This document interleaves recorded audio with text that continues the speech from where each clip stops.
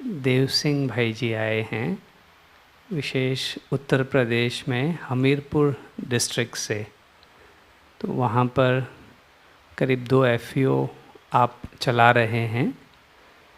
उसमें विशेष मिलेट्स के ऊपर आपने बहुत अच्छा काम किया है वहाँ पर, और करीब 25,000 से भी ज़्यादा किसान वहाँ पर आपसे जुड़े हुए हैं। तो बहुत अच्छा ग्राउंड लेवल पे आप कार्य कर रहे हैं, और विशेष करके कैसे भ्रष्टाचार मुक्त ये कार्य हो सके, कैसे हम अपने गांव वालों को, अपने किसानों को आगे बढ़ा सकें, उस दिशा में आप बहुत अच्छा कार्य कर रहे हैं। हमीरपुर पूरे यूपी में एकमात्र ऐसा ज़िला है जिसको जैविक ज़िला घोषित किया हुआ है। तो आप बहुत ही अच्छे प्रयास वहाँ पर धरातल पे कर रहे हैं। तो आप हमें बताएंगे कि एफपीओ क्या है, और हमारी बहनें जो ये गुजरात में अभी विशेष एफपीओस की सेवाओं की अपॉर्चुनिटी आई है, और भी अन्य राज्यों में भी जहाँ पे भी किसान संगठन हैं, तो उनके साथ हम कैसे मिल कर के ये सेवाएं कर सकते हैं, उसके बारे में हमसे चर्चा करेंगे भाई साहब, देव भाई जी।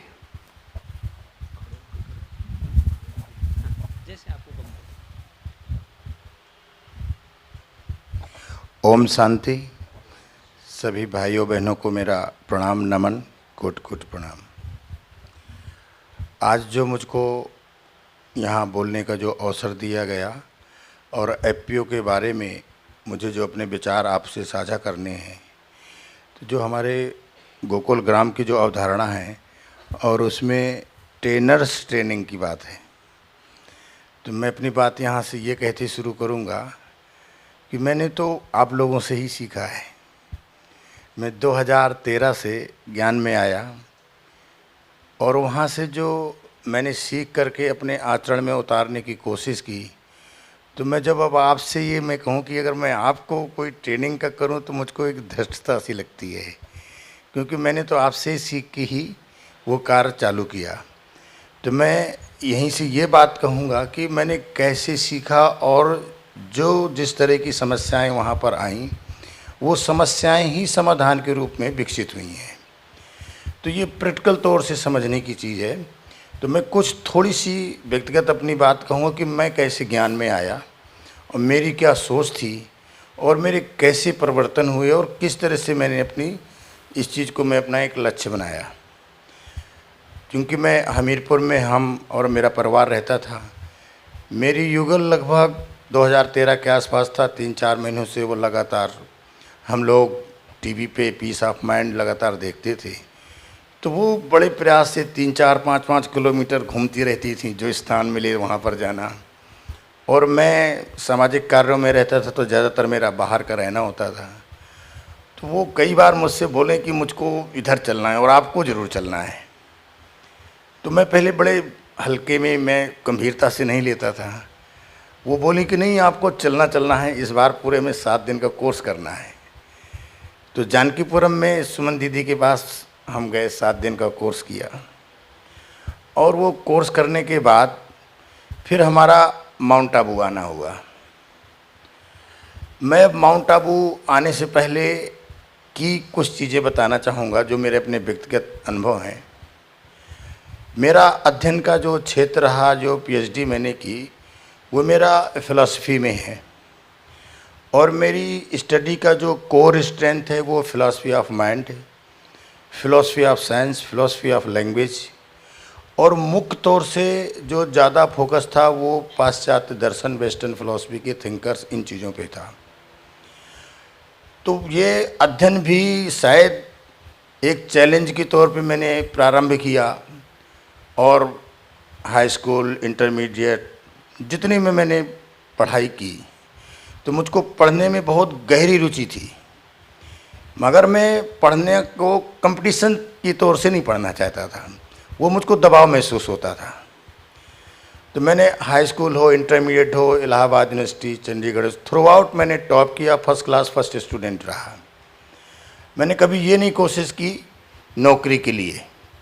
मगर अब मैं ये बात कहना ज़रूर चाहूँगा कि जिस तरह से हम ये ट्रेनिंग कार्यक्रम करते हैं या कुछ भी करते हैं जिसको हम कहते हैं संस्कार का बनाना, तो बेसिकली कंडीशनिंग का काम, तो मैं उसको ये करूँगा कि जो हमारा स्वयं का जो मेकिंग है, वो मेकिंग हमारा जो कंडीशनिंग है, क्या वास्तव में उस सत्य या सत्ता तक ले जाती है क्या? जब तक हमारे जीवन कह रहे हैं हमारा खुद की हमारी उस चीज़ के प्रति हमारी दृष्टि स्पष्ट नहीं होगी, तो वो चाहे हमारा लौकिक कार्य है या अलौकिक, तो उसके बारे में हमारी धारणा स्वस्थ तरीके से नहीं बन पाती है, क्योंकि लगातार भ्रम बना रहता है। और जब आप कई मार्गों या अध्ययन आपका हो जाता है तो बहुत तरीके के भ्रम पैदा हो जाते हैं। इसी तरह का भ्रम हमारी ये प्राकृतिक खेती को लेकर के रहा। मैं जब बिल्कुल छोटा था तो जो एक जन्म कुंडली होती थी, तो बहुत एक बद्रीनाथ से पंडा बाबा आते थे, तो हर वर्ष आते थे, तो वो जन्म कुंडली लेकर के बैठते थे। मेरे माताजी पिताजी पूछते थे उनसे, अच्छा ये बताइए इनकी नौकरी लगेगी कि नहीं लगेगी? हर वर्ष आते थे और हर वर्ष ही सवाल होता था। यानी माँ बाप किसान फैमिली से, तो उनको रहता था नौकरी की चिंता रहती थी। मैं अजीब सा छोटा था, सोचता रहता था नौकरी नौकरी, और मैं बिल्कुल खेलने पे ज़्यादा रहता था, मेरा पढ़ाई पे मेरा बिल्कुल ध्यान नहीं था। मगर जब मैं 9th की एग्ज़ाम में आया देने के लिए, तो वो आए, उन्होंने कहा कि ये बेटा आपका पास नहीं हो सकेगा। उन्होंने जन्म कुंडली देखी और कहा ये पास नहीं होगा। मेरे ये बताने का मतलब है कि हमारा संकल्प कैसे काम करता है। मुझको बड़ा ये लगा कि उस दिन से मुझको चिंता हो गई, वो बोले कि ये तो पढ़ेगा नहीं तो ये फेल हो जाएगा, पास करेगा नहीं। मेरे माताजी पिताजी भी बोले। फिर मैंने इतनी गहन अध्ययन किया कि वो मेरे डिस्ट्रिक्ट का लगभग 50 सालों का विद्यालय था, जहाँ से मैं अकेला लड़का था 88 में, जो मैं फर्स्ट क्लास फर्स्ट स्टूडेंट आया। यानी उनकी जो भविष्यवाणी थी वो गलत सिद्ध हुई। जो उन्होंने जन्म कुंडली के आधार पे, जो जिस तरह हमारा इसी में जुड़ा रहता है ना कि हम अपने कर्म को करें कैसे करें, तो वो गलत सिद्ध हुई। मगर उससे भय मुझको हो गया था बड़ा कि मैं तो फेल हो जाऊंगा। तो फेल होने के लिए मुझको जब एग्ज़ाम देने के बाद हुआ, तो मैं रिजल्ट देखने नहीं गया, मेरे पिताजी गए। तो उन्होंने जब रिजल्ट उसमें अखबार में देखते रहे, तो कहीं रोल नंबर नहीं दिख रहा था, क्योंकि मैं अकेला स्टूडेंट था, तो वो रोल नंबर फर्स्ट क्लास का एक अलग था। तो मेरे भाई साहब भी तो वो देखे अखबार में, देख देख के बोले का ये तो दिखाई नहीं पड़ रहा है, लड़का आपका बेटा पास नहीं हुआ है और आपका बड़ा बेटा ये पास हो गया है। तो पिताजी बोले कि नहीं, अच्छी तरीके से देखो, वो फेल नहीं हो सकता है। मगर उनको भी दिमाग में थी कि जो पंडा बाबा बोल गए हैं ऐसे ही होगा, सत्य होगा वो। तो उन्होंने कहा अच्छा। फिर उनको एकदम से नज़र पड़ी, बोले क्या ये मैं इसको बाद में बताऊंगा, मगर मैं रिजल्ट बताने के पहले आपको पैसे ज़्यादा लूँगा। कहा ठीक है देंगे। तो उन्होंने बताया कि बट बेटा आपका फर्स्ट क्लास पास हुआ है और पहला नंबर है जिस। तो ये वहाँ से मेरी शुरुआत बदलती है। प्रारंभ से ही मुझको अध्यात्म का अध्ययन का गहरी रुचि बनी रही। मैं जैसे जैसे बढ़ता चला तो मेरी जिज्ञासा दूसरी तरह की बनने लगी। तो मेरे मन में आता था कि जितना धर्म अध्यात्म और ईश्वर और तत्व को लेकर के, तो बड़ी तेज होने लगी। मैं ऋषियों के पास संतों के पास जाने लगा। काफ़ी समय ऐसे ऐसे संतों को देखने लगा कि जो साधना में रहते थे। मैं ये जानने की कोशिश करता था कि अगर उन्होंने 5 साल 10 साल 20 साल लगाए हैं तो ये अपनी प्राप्ति की कैसी स्थिति में है, ये जो करते हैं ये वास्तव में ऐसा हुआ है या सिर्फ हम मान के एक पूरी ज़िंदगी जी जाते हैं। तो कहीं इस तरह का मानना मेरी ज़िंदगी का जुआ तो नहीं हो जाएगा कि हम मान के चल गए और कैसी स्थिति में पहुँचे। तो सौभाग्य से मुझको एक ऐसे संत साधना में मिले। फिर मैं लगातार उनके साथ में 2-3 वर्षों तक लगा रहा। फिर कुछ ऐसी चीज़ें वो उसी बीच में बताते रहते थे, तो मैंने खुद उनको किया। फिर मुझको कुछ अनुभव हुए जो बिल्कुल सत्य हैं, मैं ज़्यादा उनको शेयर नहीं कर सकता, मगर वो बिल्कुल सत्य स्थापित हुए। और जब मैं उस साधना की स्थिति में था, तो हमारा जो अपना आबू वाला स्थान था वो मेरे स्वप्न में आता था बराबर। मैं आया कभी नहीं था, मगर वो जो पुराना वाला रास्ता है वहाँ से, और जो बाबा की कुटी है और जो उनका जो स्थल है समाधि स्थल, वो मेरे स्वप्न में आया करता था। तो जब मैं पहली बार यहाँ पर आया तो मैं वो स्थान में गया तो वो मुझको बिल्कुल सजीव हो गया। तो मुझको बड़ा आनंद, मुझको आश्चर्य भी हुआ, आनंद हुआ। और वो दिन था कि वहाँ से मेरे जो यहाँ पर मेरी स्थिरता हो गई 10-12 साल पहले से। फिर मैं अपने गुरुजी के पास गया, मैंने बताई ये सारी बात। तो उन्होंने ये कहा कि आपको अभी कर्म करना होगा भौतिक जगत में, इससे आपका जो अहंकार होगा वो सेवा भाव से कटेगा। इसलिए मेरा ज़्यादा जोर था कि मैं साधना की तरफ रहूं। तो मैं साधना की तरफ रहने से तो उन्होंने बार बार कहा नहीं कि ये तो जल्दी हो जाएगा, मगर आपको कर्म के क्षेत्र में रहना है, उसी से कटेगा। चूँकि मेरा वर्क भी पीएचडी का जो था, उस दौरान भी एक बड़ी घटना घटी थी कि एक मेरे मित्र थे, मेरे साथ तैयारी करते थे, वो भी किसान फैमिली से थे। उनके पिताजी ने आत्महत्या की थी। अब वो पढ़ाई छोड़ करके वापस गांव गए। उनकी 3 बहनें थीं और वो उसमें उनके भाव में लग गए। उन्होंने अपनी 2 बहनों की शादी की। इस बीच में उनका बैंक का कर्जा भी बढ़ गया और उस लड़के ने भी सुसाइड की। इस घटना ने मुझको बिल्कुल हिला दिया। फिर मुझे लगा कि ऐसी कैसी स्थितियां निर्मित होती हैं कि हमारे मतलब जीवन में कैसा विरोधाभास खड़ा हो जाता है कि जो व्यक्ति या जो जीवन जीने के लिए है प्राकृतिक तरीके से जीते हैं और उसी को ख़त्म करते हैं। तो ये हमारी समझ का एक विरोधाभास है। यानी जो जीवन जीना, लाइफ लिविंग को हम कैसे किलिंग में ले जाते हैं। तो मैंने मन किया कि मैं इसी पे अच्छे से समझूंगा और करूंगा। फिर मैंने फार्मर्स को लेकर के पूरे जो अभी हम लोग चर्चा भी कर रहे थे, महाराष्ट्र फार्मर सुसाइड और मीनिंग ऑफ लाइफ, ये मेरा पीएचडी का वर्क था। उसमें भी किया, उसमें भी मुझको कैम्ब्रिज फेलोशिप मिली। मैंने बहुत अच्छे से स्टडी किया और मेरा तुरंत ही यूनिवर्सिटी में सिलेक्शन हो गया था। फिर भी मैंने चिन्ह किया नहीं, मुझको अब इस फील्ड में काम करना है, नौकरी नहीं करनी है। उस चीज़ को लेकर के जब मैं आया, जब मैं व्यवहारिक जीवन में जब काम करना चालू किया, तो जैसा मुझे कहने में कोई संकोच नहीं है कि हमारा जो सिस्टम जिस तरीके से ज़्यादा करप्ट था, तो आज किसानों की जो समस्याएं थी वो लाभ को लेकर के और जो सरकारी की योजनाओं को लेकर के लाभ को रहते वैसे जनमानस रहता था। तो वो क्या है, किसान आज भी ज़्यादातर आत्मनिर्भर होने के बजाय योजनाओं के ऊपर ज़्यादा निर्भर हो गया। और उससे क्या था, जो पूरा सरकारी तंत्र होता है वो उन चीज़ों को लेकर के जैसे अपने रस्म अदायगी वाले काम करते हैं। उनका कोई गहरा हृदय से कोई किसी का लगाव नहीं होता है। तो ये जब काम हुआ तो हमने उसको काम को चालू किया, तो ये था कि माध्यम ऐसा बनाए कि कैसे इनके साथ में इनके काम किया जा सकता है। अब उसी दौरान मैंने 2003 से इसको गंभीरता से लिया और 2007 से मैंने जैविक खेती के लिए अपने यहाँ पर अभियान चालू किया। और 2013 में भारत सरकार ने एफपीओ की जो पॉलिसी बनी, ये निर्मित हुई। तो जो पॉलिसी बनाने वाले भारत सरकार में थे और जो साइंटिस्ट थे, उनसे मैं बहुत प्रारंभ से जुड़ा हुआ था। तो जैसे बना तो उसी तरह से हमने भी हमारे हमीरपुर ज़िले में इसको एसएफएसी के अंतर्गत हमने एफपीओ बनवाया पहला। अब होता क्या है, मैं भी आपको बताऊं, जो हमारी प्रमोटिंग एजेंसीज हैं, अभी मैं बताऊंगा, यहाँ से हमको समझना है कि हमें क्या करना है, क्योंकि हम अपने एक्सपीरियंस से सीखते हैं, है ना। एक तो बना बनाया हो गया, मगर फेल कैसे होते हैं और काम कैसे होगा, किस तरह से करें। तो ये जो प्रमोटिंग एजेंसीज थी हमारी या हैं अभी भी, जैसे एसएफएसी है, नाबार्ड है, एनसीडीसी है, अब इनको आज के समय में लगभग एक जो सरकार के द्वारा जो एफपीओ बनाया जाता है, लगभग 40 से 50 लाख रुपए मिलता है, जिसमें 18 लाख से लेकर के 24 लाख रुपए तक बनाने वाली जो प्रमोटिंग एजेंसी है उसको मिलता है 3 साल के लिए। यानी उनको डेवलप करना है और ये पूरा का पूरा भ्रष्टाचार में चला जाता है। जो 18 लाख के आसपास कुछ पैसा एफपीओ को मिलता है। मेरे कहने का मतलब है कि अगर आप सेवा भाव से कर दें तो एफपीओ 100% खड़ा हो जाता है। अब जब हम प्रारंभ में जुड़े इस चीज़ से, तो जो उसकी प्रमोटिंग एजेंसीज थी, ये हमको नहीं पता था कि ये पैसा का किस तरह से ये दुरुपयोग कर गए। अब काम करने से चंद्रेश जी 3 साल में समझ में आया कि ये तो कुछ हुआ भी नहीं।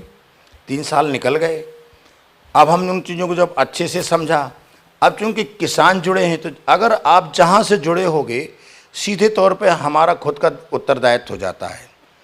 अब जब हमने उसको समझा तो समझने के बाद फिर हमने उसमें कार्रवाई एक्शन करना चालू किया।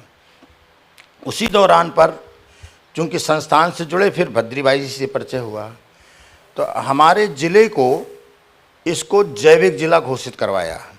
यानी उसमें पहले फेज में किसानों को 10,000 किसानों को 50,000 पर किसान को 1 एकड़ के लिए 2 एकड़ के लिए पैसा दिया गया। यहाँ से हमने इसको संकल्प लेके लिया कि हम यहाँ पर अब भ्रष्टाचार नहीं होने देंगे। फिर हमने पूरे दिन रात किसानों के साथ मिलकर के काम करना चालू किया। उससे ये एक बड़ा असर ये हुआ कि लोगों में अच्छी खासी जागरूकता आ गई और वो ये जानने लगे कि कहाँ गड़बड़ियाँ होती हैं, गड़बड़ी कैसे नहीं हो पाएगी। इस चीज़ को हमने अच्छे से प्रचार प्रसार किया। और मैं क्रेडिट देना चाहूँगा कि उस समय बद्री भाई जी ने बड़ा संघर्ष करके, पहला प्रदेश है जिसने पहली बार यहाँ से डीबीटी चालू किया, यानी भारत में, यानी किसान का पैसा जो था सीधे खाते में जाने का चालू हुआ। और वहीं से फिर हमारे यहाँ पर ये पहला ये बना, तो उसका एक बड़ा सार्थक परिणाम हुआ। तो उस परिणाम का ये असर हुआ कि उससे काफ़ी युवा बच्चे भी खड़े हो गए। अब ये लगातार फिर 3-4 फेज में इस समय लगभग हमारे यहाँ पर 45,000 फार्मर्स है जो सरकारी योजना का लाभ ले रहा है हमीरपुर ज़िले में। और उनका जिनका लगातार ट्रेनिंग प्रोग्राम, सारे कार्यक्रम हम लोग शुरुआत के समय में देखते रहे। काम करने के दौरान ही हमें ये समझ में आया है कि अगर जिस तरह की हमारी संस्था है, कोई एक व्यक्ति भी डिवोट हो जाएगा, 100% उस गांव का, उस एफपीओ का, उन किसानों का कल्याण हो जाएगा। कारण क्या है, जैसे हम आज भी यहाँ पर कोई कार्यक्रम करें या जैसे करते हैं, इसके बाद वो कार्यक्रम करने के बाद ख़त्म हो जाता है तो थोड़ी सी जानकारी होती है, मगर इसमें कंटिन्यूटी चाहिए। रेगुलरली आपको उनके साथ में मिल करके कंटिन्यूटी किए रहने का, तो वो फिर अपने रास्ते में बने रहते हैं। जैसे यहाँ पर भी हमारी क्लासेस चलती हैं तो हमारे डिफरेंट कोर्सेज रहते हैं। पर डे हम मुरली क्यों सुनते हैं, मुरली सुनने के पीछे क्या अगर उसका आशय होगा कि हमारी माइंड को हमें कंडीशनड करना है ना, कि हम उस रास्ते पे बने रहें, एक भाव का निर्मित बना रहे। भाषा के माध्यम से हम भाव को समझते हैं और उस भाव को हम प्रैक्टिकल लाइफ में उसको ट्रांसलेट करते हैं, तो हमारी स्थिरता रहती है, कंडीशनिंग करते हैं। तो इसी तरह प्रैक्टिकल लाइफ में उनको भी उस कार्य को कंडीशनिंग करने के लिए हमें सतत उनके साथ में जुड़ा रहना जरूरी हो जाता है। तब यहीं पर बात आती है कि हमारे संकल्प कितने मजबूत हैं। संकल्प मजबूत हैं तो कार्य मजबूत हो जाता है। फिर मैं उनकी जो प्रैक्टिकल चीज़ें समझी, पैसा प्रॉब्लम नहीं है, पैसे की आवश्यकता ही नहीं है किसान को। जो सबसे बड़ी कमजोरी है वो है विश्वास, ट्रस्ट। कोई भी जब उनके साथ करता चला है तो आज भी किसान को बाहर से काम करने वाले जो लोग आते हैं तो वो उसको शोषण के ही तरीके से देखते हैं कि उनको क्या बेच दें, उनको क्या कर दें, ये चीज़ें ज़्यादा रहती हैं। इसलिए किसानों का भी भरोसा उनसे चीज़ों से टूट चुका है। और जो सरकारी तंत्र व्यवस्था है तो वो अच्छी तरह से उसको जानते हैं, उन पे भी उनका भरोसा नहीं रहता। तो इस वजह से किसी भी तरह की कोई भी योजना हो, एफपीओ जैसी भी, उसमें वो गंभीर नहीं होते हैं जब तक उनको ये नहीं। तो इसके लिए गंभीरता के लिए ये ज़रूरी हो जाता है कि हम उनके हर एस्पेक्ट को समझ लें और कहाँ कहाँ क्या वीकनेसेज हैं और कहाँ पर हम काम करें। अगर हम इन चीज़ों को नहीं ध्यान देंगे तो आज भी यहाँ पर देखिए, सरकार इतना पैसा खर्च करने के बाद 90% एफपीओ फ्लॉप हैं, काम ही नहीं कर रहे हैं, कर ही नहीं पा रहे हैं। तो हम अगर मेहनत भी करेंगे, सारी ये चीज़ें करेंगे, तब भी हमें रिजल्ट नहीं मिलेंगे। ये आप अच्छी तरीके से समझ लीजिए। तो हमको ये समझना ज़रूरी होगा कि सबसे पहले जो प्रमोटिंग एजेंसी, जैसे हम ब्रह्म कुमारी अपन उनके साथ में मिलेंगे तो ट्रस्ट है, विश्वास है, वो विश्वास ही सबसे बड़ा काम है जो काम करेगा। क्योंकि अभी प्रमोटिंग एजेंसी जो हैं वो ट्रस्ट वाली नहीं है, इसलिए उनकी बताई हुई बात को वो सुनते हैं मगर गंभीरता से नहीं, क्योंकि वो भी मान के चलते हैं कि ये किस तरह क्यों काम करते हैं। तो उस दौरान ये समझ में आया कि जो पूरा स्ट्रक्चर के बाद उसके जितने एस्पेक्ट हैं कि हम कहाँ कहाँ क्या काम करें। तो हमारा एक संस्था के तौर पे, क्योंकि जो हमारी जो सबसे बड़ी ताकत है वो हमारा अध्यात्म है, स्पिरिचुअलिटी है, तो वो कहाँ पर आएगी? जब वो आएगी तो वो तो सार्वभौमिक है, यूनिवर्सल चीज़ों पे निर्भर है। जब यूनिवर्सल निर्भर है तो उन चीज़ों में हमारा कहाँ कोई भेद होता नहीं है, और हम उस भाव से काम करते हैं, तब हम भौतिक चीज़ों को लेकर के ऊपर की तरफ आते हैं। तो हमारा जो ये शाश्वत योगी का प्रकल्प था, तो इसमें इसी भाव को पुष्ट किया गया, मन के ऊपर जोर दिया गया। क्योंकि हमारा अगर मन सही होगा तब हम वो उस भाव से काम भी करेंगे, उस तरह से हम खेती भी करेंगे, हमारे अंदर ये धारणा आएगी, और ये 100% सफल हुआ। तो यहाँ पर धैर्य बनाए रखने की ज़रूरत है। तो धैर्य बनाए रखने के लिए ज़रूरत तब होगी कि अगर हम उनके साथ में लगातार जुड़े हैं, तो स्थिर हो जाएगा। तो हम धीरे धीरे शुरू करें। कई बार आता है किसान क्या करेंगे, एक थोड़े से ना शुरू करके एक साथ बड़ा काम कर देंगे, ज़्यादा खेती करेंगे, तुरंत उनका नुकसान हो जाएगा। तो वो प्रोसेस हैं। इस प्रोसेस को समझने के लिए फिर हमने वहाँ की एग्रीकल्चर यूनिवर्सिटी के साथ में हमारे एफपीओ को हमने टाई अप किया, और पूरे बुंदेलखंड में, बुंदेल यानी यूपी के बुंदेलखंड के जो 7 डिस्ट्रिक्ट्स हैं, उनमें हमने 96 ब्लॉक्स में एक एक विलेज को अडॉप्ट किया, और वहाँ पर जितने कृषि विज्ञान केंद्र थे उनको जोड़ा कि आप एक विलेज को करोगे, और वो जो एक विलेज होगा हमने उसको न्यूक्लियस विलेज किया। यानी उसकी हम पूरी स्टडी करेंगे उसके आसपास की, और स्टडी करने के बाद, क्योंकि सब जगह की चीज़ें चेंज होंगी, है ना, एक यूनिफॉर्मिटी नहीं कि हमने ऊपर से एक जैसा सब जगह करने लगेंगे, ये नहीं होगा। आपको लोकल स्ट्रेंथ समझनी पड़ेगी उस विलेज की, और वहाँ की जो जोग्राफिकल चीज़ें की, यानी वहाँ पर क्या पैदा होगा, किस चीज़ का क्या स्कोप है, और कैसे हम इसको सप्लाई चेन में करें। तो हमने 9 विलेजेस का, 9 स्पोक्स का एक क्लस्टर बनाया, और उनमें कि एक हमारा जो विलेज होगा वो सेंट्रल होगा, न्यूक्लियस विलेज। वहाँ पर हम पूरी ताकत लगाएंगे और वो स्पोक विलेज की तरह फोकस में रहेंगे।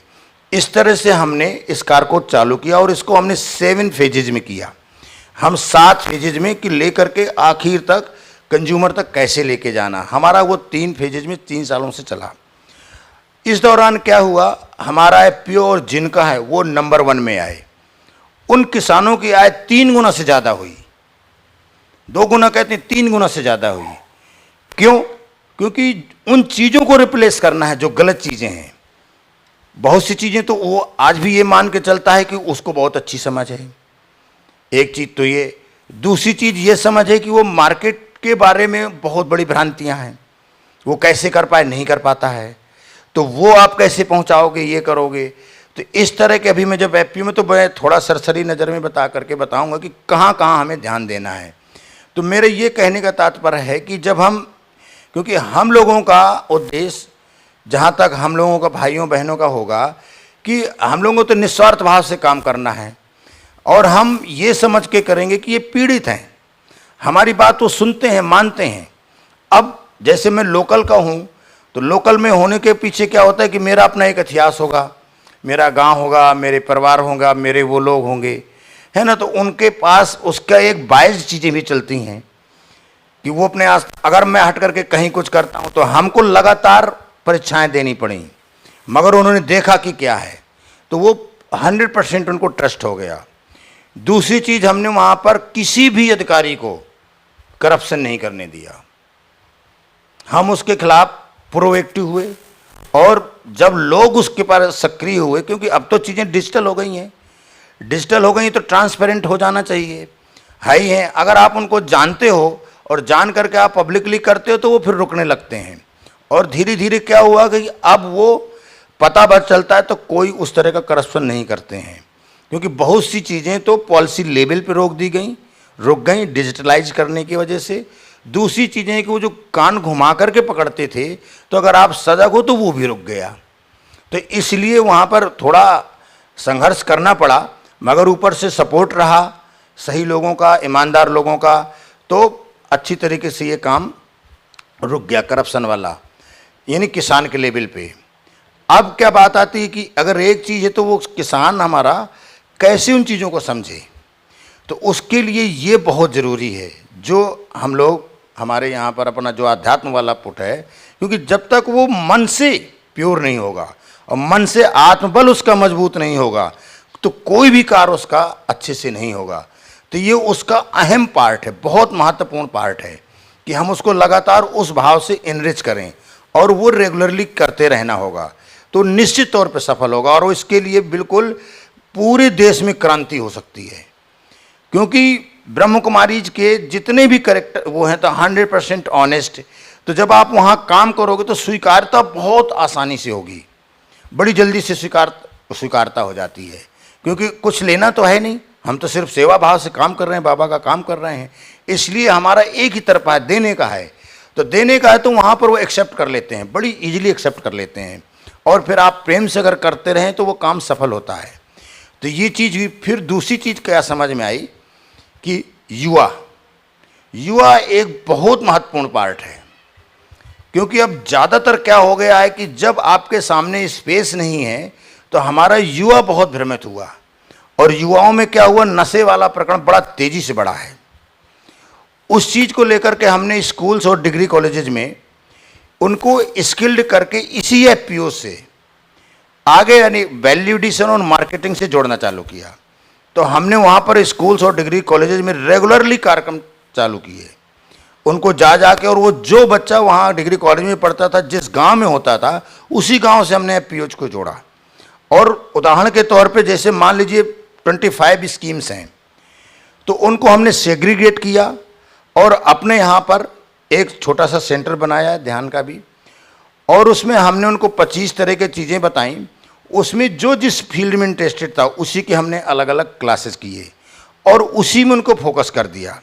तो हमने पहले चरण में ये किया कि एक गांव में एक बच्चे को बहुत अच्छी तरीके से हमें मजबूत करना है, वो मेंटली बहुत मजबूत हो जाए, वो बाबा का भक्त बने, मगर वो उसकी जो व्यवहारिक आवश्यकता है वो उसके काम से पूरी हो जाए, उसको किसी भी तरीके से किसी अन्य माध्यम से उसको पैसे न कमाने पड़े, वो गांव में रहकर भी 25,000 से ऊपर कमा सके। और इतनी बहुत ढेर सारी सरकार की योजनाएं हैं जो बहुत अच्छी हैं, क्लस्टर्स में फार्म में चलती हैं, उनमें करके। तो जब हम इस भाव में काम करने लगते हैं तो वो काम होने लगता है।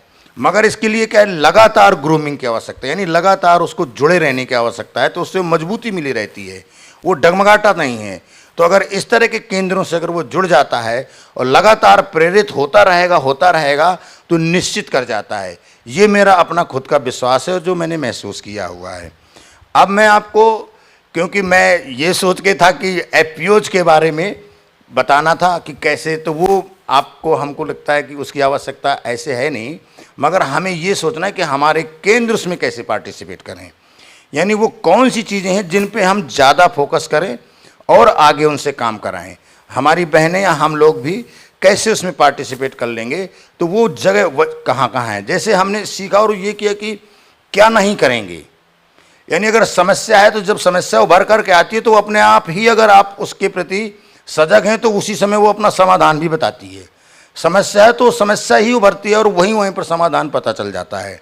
तो ये काम करने से पता चलता है। जब आप वहाँ काम कर रहे हो तो वहाँ की सब अलग अलग चीज़ें मिलेंगी, तो आपको खुद भी समझ में आ जाता है कि इसको हम कैसे करने। वो कोई बहुत बड़ी रॉकेट साइंस नहीं है, तो इसलिए वो चीज़ें हमने फिर नोट डाउन करी, वो अलग अलग करके किया।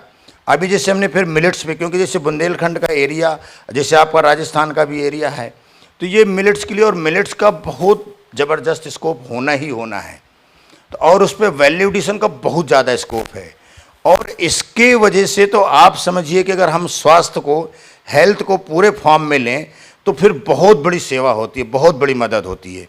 और वो इस रूप में होती है कि अगर हमने किया तो लोगों का बीमार होना अगर रुक गया तो आप समझिए कि कितना बड़ा रैकेट है। जो केमिकल फर्टिलाइजर से जो किसानों के पास बेचा जाता है, दिया जाता है, एक वो रुकता है। फिर उससे जब बीमारी रुकती है तो उससे कितना अधिक वो बीमार होने से बचे, तो हॉस्पिटल से उनको जाने से पैसा बचता है। तो इस तरह से वो हेल्थ, और हेल्थ हमारे यहाँ तो पूरी परंपरा में जुड़ा हुआ है। स्वास्थ्य तो हमारा किचन, वो ऐसी विधा ही है हमारी कि पूरी जीवन पद्धति ही हमारी ऐसी है कि जीवन पद्धति में ही वो एक सर्वांगीण विकास के साथ साथ इंटीग्रेटेड फॉर्म में जुड़ा हुआ है। तो इस तरह से ये मेरा, तो मैं आपको थोड़ा, मैं चाहूँगा कि शुरुआत करें, मैं थोड़ा डिस्कस भी करता चला जाऊँगा, बताता भी जाऊँगा, और इसके बाद किसी भी तरीके के कोई सवाल रहें आपके मन में कि कैसे क्या चीज़ें, तो वो मैं पूरी तरीके से हर सवाल का मैं जवाब दूंगा, बताऊंगा आप।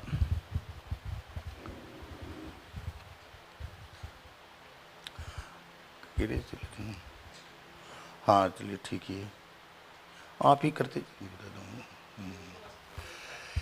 ये देखिए, आपको पता है जैसे हमारी गौ आधारित परंपरागत कृषि पद्धति हम यही कर रहे हैं, हमारी संस्था इसी पे काम कर रही है। ये हमारे 2 एफपीओ हैं।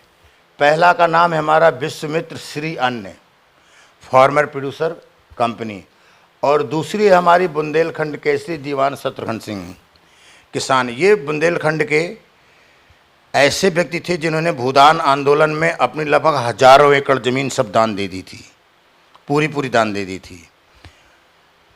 तो ये जो हमारा पहला वाला है, इसमें हमारे लगभग 1500 फार्मर्स हैं। दूसरा वाला है जो उसमें 1000 फार्मर्स हैं, और डायरेक्टली जो इन्वॉल्व हैं उन 45,000 में लगभग 25,000 फार्मर्स से जुड़ करके। मगर ये कोई नंबर की बात नहीं है, नंबर तो आप ये समझिए कि जागरूकता हुआ है, मगर उसमें 2, 3, 4 श्रेणी में ठीक ढंग के लोग आ गए जो आत्मनिर्भर हो गए, और अब वो इंजन बन गए हैं, यानी वो खुद चलने लगे। और अपने साथ में तो वहाँ पर हमीरपुर में लगभग अभी 60 एफपीओज हैं, अकेले 60 एफपीओ। तो यानी उन टोटल एफपीओज को देखेंगे तो लगभग 50,000 से अधिक फार्मर्स। और हमीरपुर अकेला जिला है जिनको प्रधानमंत्री जी के यहाँ से पायलट प्रोजेक्ट के तौर पे 3, पूरे इंडिया में 3 जिलों में से एक हमीरपुर था, उसको भी चयन करवाया 25 साल के लिए। तो उसमें पूरे ज़िले में हर गांव में हर एक किसान का जाकर के मृदा परीक्षण का कार्य चालू हुआ, वहीं ऑन द स्पॉट चालू हुआ। उसके बड़े रिजल्ट आए। उसकी नोडल एजेंसी पतंजलि थी और मॉनिटरिंग पीएमओ से थी। तो उसका मैं एज ए स्टेट कोऑर्डिनेटर के तौर पे किया, तो उसके 100% बहुत पारदर्शी रिजल्ट्स आए। उससे क्या हुआ कि कोरोना पीरियड में लगभग 2,500 बच्चों को पर मंथ 5,000 से लेके 20,000 रुपया पर मंथ उनकी अर्निंग हुई कोरोना पीरियड में। और वो बीएससी थे, बायो से थे, और वो बच्चे ट्रेंड हुए।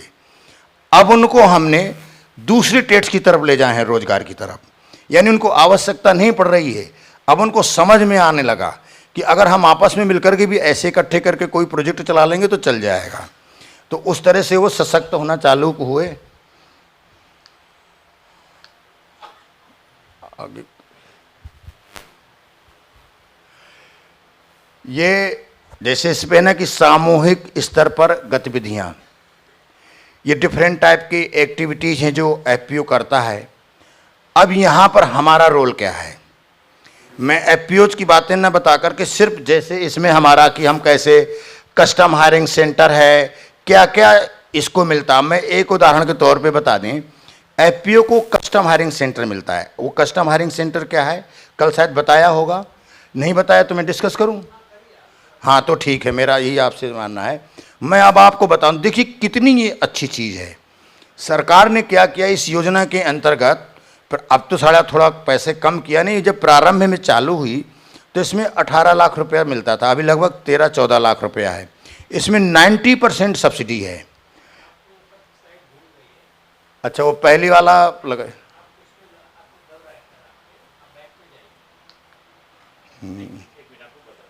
आ गई हाँ बस ठीक है ये बैक इधर ये बैक जाएगा, जी ठीक और ये पॉइंटर है। हाँ ठीक है, पॉइंटर ठीक है। तो ये जो आप कस्टम हायरिंग सेंटर करेंगे तो इस पे क्या हुआ, आपके किसानों का जो ग्रुप है, अभी तो ग्रुप 300 का हो गया है कि 300 के आसपास से आप कितना बढ़ाएंगे, उनको फॉर्म मशीनरी सब कुछ मिल जाता है। अब आप समझिए कि ये छोटे जो हमारे मार्जिनल फार्मर्स हैं, तो उनको कोई भी, जैसे भी क्या हुआ गांव में, अगर गांव में कई लोग हैं, अलग अलग ट्रैक्टर ले रखा है, कम ज़मीन है फिर भी ले रखा है, फिर वो कर्ज में डूबता है और वो ट्रैक्टर भी बिकता है, ज़मीन भी बिकती है। अब क्या हुआ, यानी आपके 500 भी किसान हैं तो आपके फार्मिंग के लिए पूरे संसाधन मिल गए। अब उनको किसी को लेने की ज़रूरत ही नहीं है, यानी उनको आप आराम से करोगे। तो एक तो सरकार ये 90% सब्सिडी में देती है, यानी मुश्किल से 1-2 लाख रुपया लगता है और कुछ 14-15 लाख की आपको मशीन मिल जाती है। ये सरकार ने किया, सारे एफपीओज को है पूरे देश में। इसमें ट्रैक्टर रहता है, कल्टीवेटर रहता है। हाँ, और फिर जैसे ये है कि उत्पाद का सामूहिक विपणन का मार्केटिंग, ये फिर वैल्यू एडिशन पे होता है कि जैसे उदाहरण पे ये ले लें कि कोई गांव है और उस गांव के आसपास का क्रॉपिंग सिस्टम क्या है। हमें लगता है इस गांव के आसपास मान लीजिए कोई ज्वार पैदा करता ज़्यादा, तो हम ज्वार को लेकर के उस पे वैल्यूडेशन पे जा सकते हैं। और जैसे किसी के 2 एकड़, किसी के 1 एकड़, तो वो सामूहिक मिल जाता है, तो सामूहिक पे हम मार्केटिंग करके किसी अन्य जगह पे बड़े लेवल पर उनको दे सकते हैं। तो ये एग्रीगेशन का काम है। और एग्रीगेशन में ऐसे में क्या हो जाता है कि किसान को लाभ मिल जाता है फिर, यानी वो जो थोड़ा थोड़ा जी अकेला जाएगा तो बेचारा एक्सप्लॉइट होता है। यस, जब वो वहाँ पर जाता है मंडी में, तो मंडी में क्या वो बहुत घटतौली करेंगे, विभिन्न तरीके के करेंगे। और इसमें मान लीजिए सारे हमारे 400-500 फार्मर है, उन्होंने इकट्ठे कर लिया। ये हो गया कि भाई हमारे पास में 1000 कुंतल है। फिर आप 1000 कुंतल का जो एंड यूजर है वहाँ तक करोगे तो आपको प्राइस मिल गया और वो सबका डिस्ट्रीब्यूट हो गया, तो उसका ये एक बड़ा फायदा मिलता है। फिर जैसे है कि प्रसंस्करण एवं मूल संवर्धन, जैसे अभी भैया ने बताया, श्याम भैया वही काम कर रहे हैं। ये मूल संवर्धन का फिर बड़ा काम होता है कि अगर हमारे थोड़े से स्किल्ड होकर के आपने उनको मूल संवर्धन में प्रोडक्ट कर ले लिया तो वो डायरेक्ट उपभोक्ता तक दे सकता है। और इसका बड़ा चीज़ ये होता है कि हमारा जो उसमें एडल्ट्रेशन होता है, यानी जो मिलावट, वो रुकती होती है और उससे खाने वाले को कितना शुद्ध मिलने लगा। तो आपने ये की सेवा हो गई और उसको भी क्वालिटी का मिल गया। और इनको क्वालिटी मैनेजमेंट हमें सिखाना चाहिए कि आप जो मानक है, हमारे राष्ट्रीय मानक या अंतर्राष्ट्रीय मानक के आधार पे हम अपने उत्पादकों को कैसे करें, तो ये उनको समझ नहीं होती है। तो वो स्टैंडर्ड्स हैं, रूल्स रेगुलेशंस हैं, तो ये हम उनको ट्रेंड करते हैं, बताते हैं कि उनको प्रोसीजर को फॉलो करें, तो फिर उस प्रोडक्ट को मार्केट एक्सेप्ट करेगा, तो मार्केट फिर ईजिली एक्सेप्ट कर लेता है। और इसी तरह से जैसे भंडारण करने के लिए आपको वेयर हाउसेज मिलते हैं, तो वेयर हाउसेज मिले तो सारे किसानों ने एक जगह पे इकट्ठा कर लिया। और देखिए क्या सुविधा है, जैसे मान लीजिए आज गेहूं का रेट 2000 रुपये कुंतल है, उसके भंडारण के अगेंस्ट में बैंक आपको लोन कर देती है जितने दिन का आप करोगे। जब आपका रेट बढ़े तो आप बेच दो, जो जितने दिन का करोगे तो वो करेगा। हमने अभी मैं बता दूंगा, अपना डेटा बताऊंगा, आप देखिएगा कितना बड़ा अंतर आया स्टडी और इन चीज़ों से करने से। तो ये भी सरकार सुविधा देती है। अब ये हमारे मोटिवेशन के काम है, सिर्फ हमारा जो हम लोगों का बहनों भाइयों का रोल है, तो इनके प्रति उनको सिर्फ जागरूक करना है, समझाना, बताना है कि ये ऐसी ऐसी चीज़ें ये करो। बस इतनी सी चीज़ें वो मैनेज होने लगती हैं, उनको रेगुलरली इस तरह से करने की आवश्यकता है। जैसे बीज उत्पादन और आपूर्ति, ये एक बहुत बड़ा चैलेंज है। किस रूप में चैलेंज है? क्योंकि ज़्यादातर लोगों को, किसानों को अच्छा बीज नहीं मिलता है। हमने एक बड़ा चेंज किया, हमने बनारस पंतनगर यूनिवर्सिटी से गेहूं का बीज लिया था, बायो फोर्टिफाइड कर्णवंदना 187। और आप ये समझिए जो हमारे यहाँ का उत्पादन था, यानी जो पर एकड़ था, जो पहले होता था वो लगभग 14 से 15 कुंतल था। हमने जैसे ये बीज को रिप्लेस किया, उसका जाकर के लगभग 37 से 38 कुंतल था पर एकड़, यानी दुगना से भी अधिक हो गया। लागत उसकी उतनी ही रही, उत्पादन यहाँ पहुँच गया। फिर पर कुंतल उसको 600 रुपये प्रीमियम ज़्यादा हो गया, यानी जो 7 कुंतल में मिलता उसको 15 कुंतल में 600 रुपये प्रीमियम मिल गया। यानी उसको जहाँ उसकी शुद्ध आय 10,000 होती, वहाँ पर उसकी शुद्ध आय 35,000 पहुँच गई। ये एक प्रैक्टिस के चेंज करने से हुआ। सीड्स, यानी आपने अच्छा सीड्स किया और उसको ग्रेडिंग और सॉर्टिंग करके प्रॉपर कर दिया।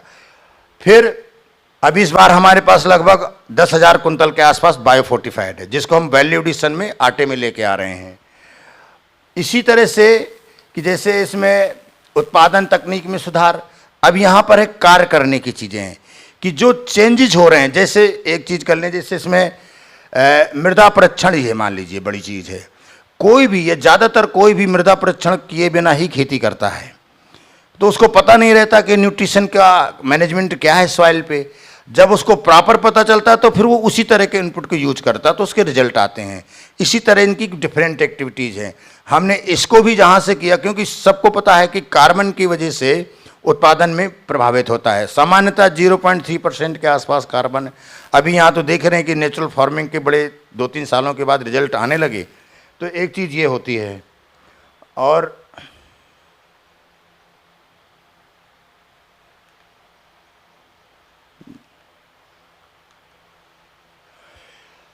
अब एफपीओ की विशेषताएं हैं कि हम एफपीओ में क्या क्या कर सकते हैं, तो उसकी व्यवसायिक गतिविधियां हैं और औपचारिक संगठन ये बनाने की चीज़ें हैं। तो ये मुझको लगता है मैं गठन करने की चीज़ें उस पर हमें कोई उस पर नहीं, हम आगे चलते हैं।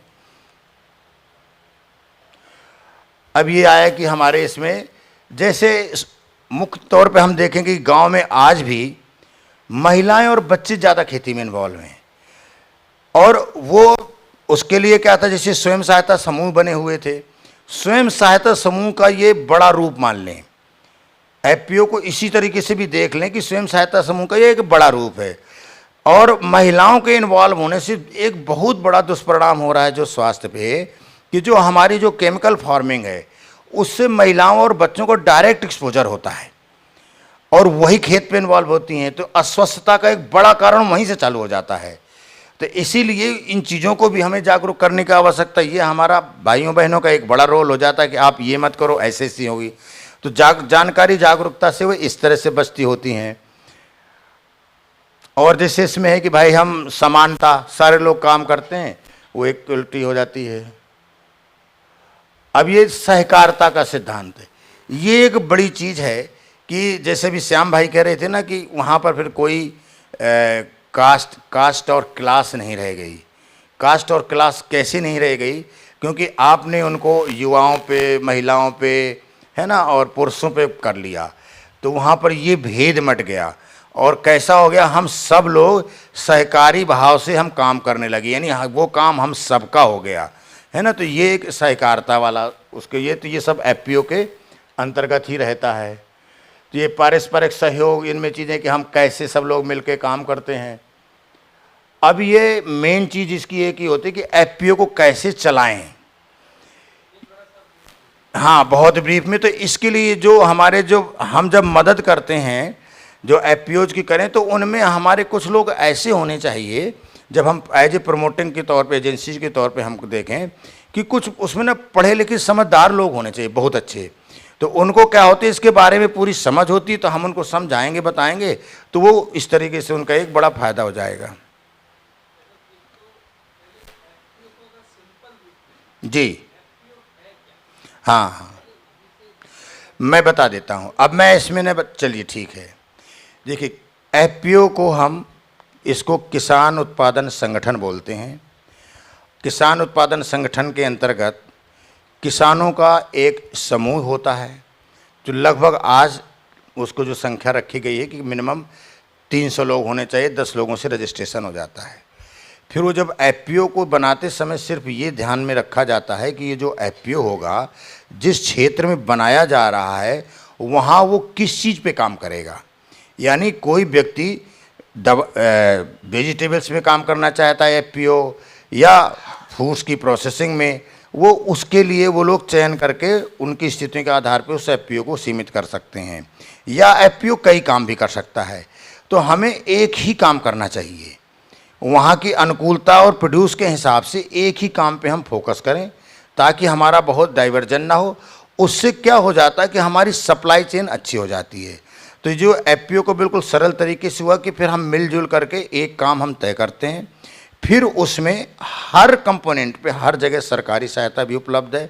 फिर हम लोगों ने, एफपीओ ने, सारे किसानों ने, सबने मिल करके ये कर लिया कि इसका ही हम वैल्यू एडिशन करेंगे। जैसे ये भाई जी हमारे वैल्यू एडिशन कर रहे हैं, जैसे हम भी लगभग 15, 16, 18 प्रोडक्ट पे वैल्यू एडिशन कर रहे हैं, तो हमने उसी से बनाना चालू कर दिया। वही लोग अपना मार्केट में भी जाते हैं, तो बिल्कुल सिंपल सा हो गया। उससे क्या हुआ, किसान ही होते, सब सारे किसान होते हैं। वैल्यू एडिशन भी किसान करेगा, मशीनें भी किसान की होंगी, प्रोडक्शन भी किसान करेगा, मार्केटिंग भी किसान करेगा। तो उससे जो भी होता है तो उन किसानों को मिल जाता है, एक तो रास्ता काम करने का मिल जाता है, और उसमें जो होने वाले जितने बेनिफिट हैं वो सब किसान को चले जाते हैं।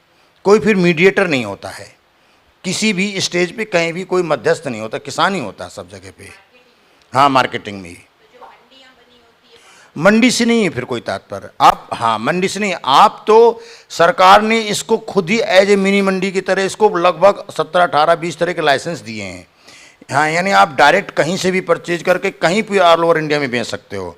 मंडी में बेचना कोई ज़रूरी नहीं है ना, मंडी से रोल ख़त्म हो जाता है मंडी का। आप चाहेंगे तो मंडी में भी अपना मंडी का लाइसेंस लेके परचेज कर सकता है एफपीओ, और डायरेक्ट भी कर सकता है। इसलिए वो मंडी के चंगुल से बच जाता है, मंडी के सारे शोषण से बच जाता है कि कम तोलना है, ज़्यादा तोलना, ये सब चीज़ों से बच जाता है। और जिससे उन्होंने सब लोगों ने एफपीओ में अपना एक ही जगह पर इकट्ठा कर लिया, जब उनकी सहमत होगी तो आपस में बेच देंगे। तो एक ही, मान लीजिए किसी ने चना है, सारे लोगों ने चना इकट्ठा कर लिया कि चलो अभी रेट कम है, अभी नहीं बेचेंगे, तो उनको वेयर हाउस है वहाँ पर इकट्ठा कर लिया। अब मान लीजिए किसी किसान को आवश्यकता है पैसे की, तुरंत की, तो वो उसके उसी पैसे के अगेंस्ट में बहुत कम इंटरेस्ट पे बैंक लोन दे देती है। तो जितने दिन का उपयोग करना उतने दिन के दे देगी, तो किसान अपना पैसा लेके उपयोग कर लेता है और बढ़ जाता है।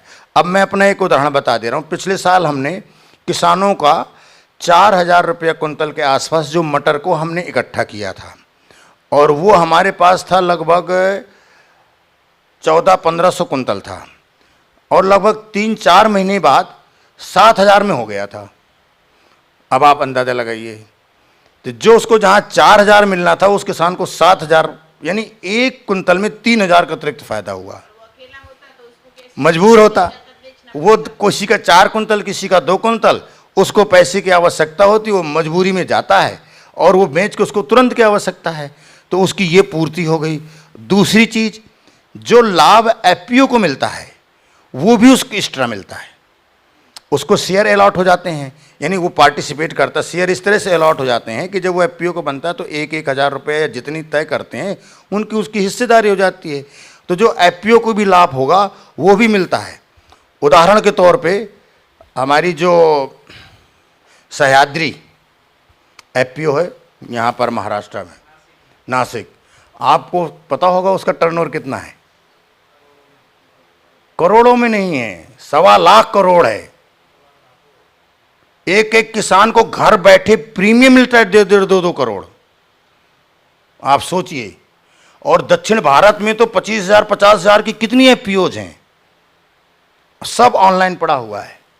आप देखिए कि कैसे एफपीओ कॉर्पोरेट की तरह काम करता है। गवर्नमेंट को क्या फायदा है जो सब्सिडी देती है? नहीं, फिर नहीं सब्सिडी देती ना, सब्सिडी तभी देती है आपको खड़ा करने तक के लिए, मतलब आप खड़े हो जाओ, अभी तो कोई मतलब शुरुआत की स्टेज में देती है, फिर जब आप सक्षम हो जाते हो, आपका पूरा तंत्र डेवलप हो जाता है, तो आपको आवश्यकता नहीं पड़ती है, खुद ब खुद खड़े हो गए, आपका पूरा तंत्र व्यवस्था बन गई। तो गवर्नमेंट फिर वहाँ पर देती है, जैसे आपको मशीन इंस्टॉल करना है, मतलब इसकी वैल्यू एडिशन की होगी तो उन पे भी सब्सिडी देती है, हर स्टेज पे देती चली जाती है।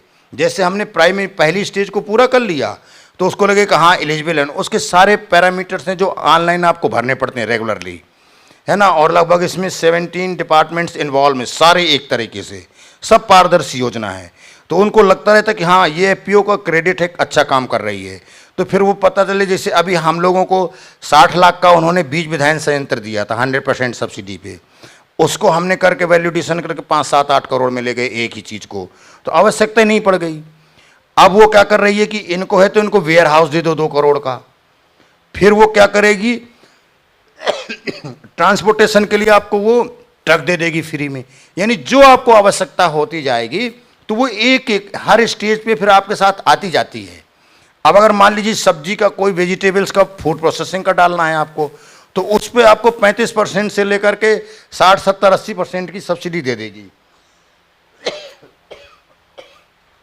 हाँ,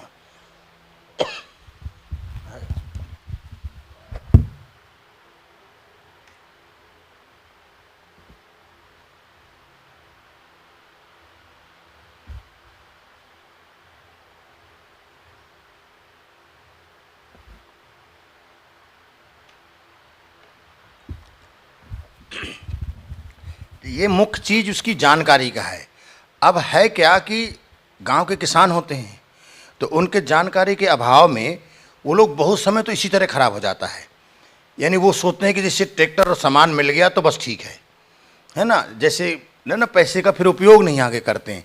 इसीलिए इसकी कमेटी में जो हमारे डायरेक्टर्स रहते हैं 10 में से 5, वो लोग थोड़े से ठीक होने चाहिए, वेल इन्फॉर्म्ड होने चाहिए, और उनके अंदर ये दरअसल एफपीओ सभी के लाभ के लिए है, कोई व्यक्तिगत नहीं है। तो ये फीलिंग का होना जरूरी है, ये भाव का होना जरूरी है कि इसमें सभी का लाभ है, सारे लोगों का काम है। डिसीजन लेने वाले हमारा बोर्ड ऑफ डायरेक्टर हो जाता है बस। तो इसीलिए इसके हर एक स्टेप में हमारा बढ़ता चला जाता है। ये एफपीओ को मुख्य चीज़ें हैं। फिर आगे के देखिए उसमें 3 चीज़ें हो जाती हैं। कि यानी हम बैकवर्ड लिंकेजेज पे काम करते हैं और फॉरवर्ड लिंकेजेज पे काम करते हैं। ये हमारे बैकवर्ड लिंकेजेज पे हमारा हो गया कृषि कार्य करना, उत्पादन से काम करना, यानी प्राइमरी प्रोड्यूसर्स हैं ये हमारे किसान।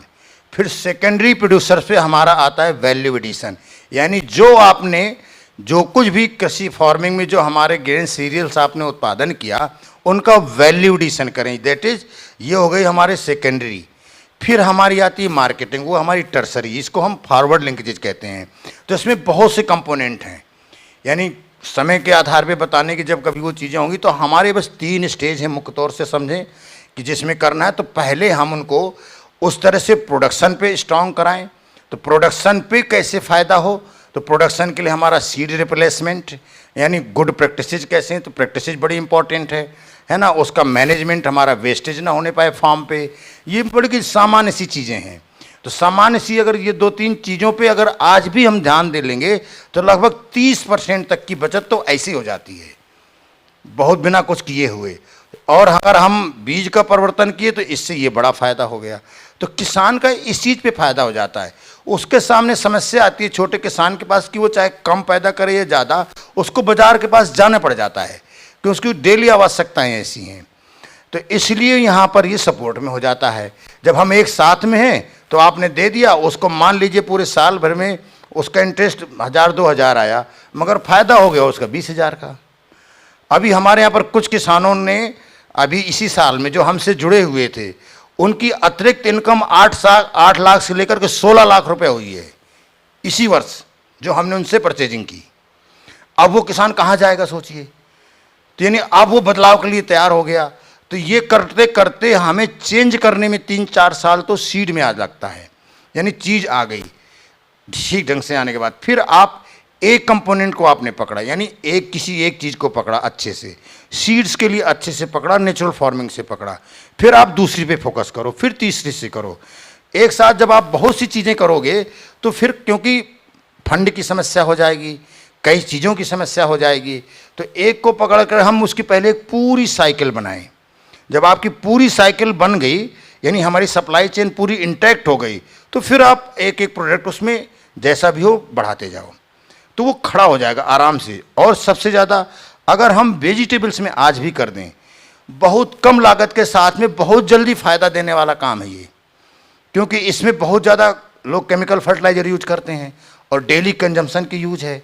आप डेयरी का पकड़ सकते हैं। तो ये स्टडी के ऊपर निर्भर करेगा कि कौन से क्षेत्र में वो किसान है, कहाँ का एफपीओ कहाँ काम कर रहा है।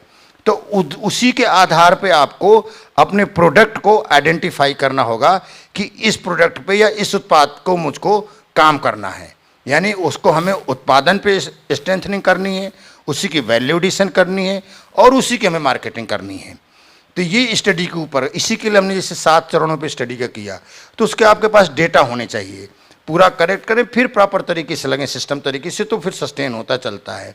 यही काम दरअसल प्रोमोटिंग एजेंसीज का होता है, जिनको हम CBBO भी बोलते हैं, मगर वो करते नहीं हैं। उन्होंने अपना पार्ट किया, इसके बाद छोड़ के चले गए और वो सब वहीं के वहीं रह जाते हैं। और सरकार का इतना आप अंदाज़ा लगाओ, लगभग 50 लाख रुपया एक एफपीओ को मिला, खर्च किया, और वो डेड है, इस तरह का है। तो ये मुख्य चीज़ें। और इससे संबंधित आप कुछ पूछना चाहें चंद्रेश भाई जी, तो पूछिए बात करके। शब्द